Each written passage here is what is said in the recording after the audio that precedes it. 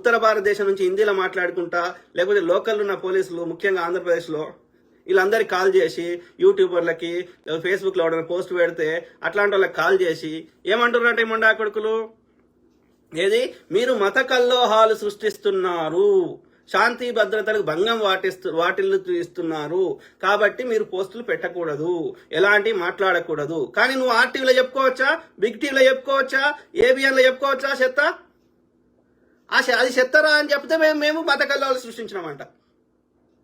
అంటే ఎక్కడన్నా రియాలిటీకి దగ్గర మాట్లాడుతుర్రా?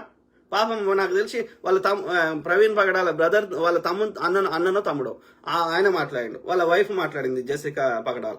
సో వాళ్ళు ఏం చెప్పిర్రు, అరే ఇంత చెత్త ప్రచారం చేస్తున్నప్పుడు ఇది కాదు మా హస్బెండ్ తాగడు, మా హస్బెండ్కి ఇట్లాంటి అలవాటు లేవు, ఎన్నడన్నా తాగి రక్షణ టీవీలోకి వచ్చిండా, ఇంకో దగ్గరికి వచ్చిండా, ఎక్కడన్నా మినిస్ట్రీలోకి పోయిండా, ఆయనకి లేదు అని వాళ్ళ భార్య చెప్పాలి కదా.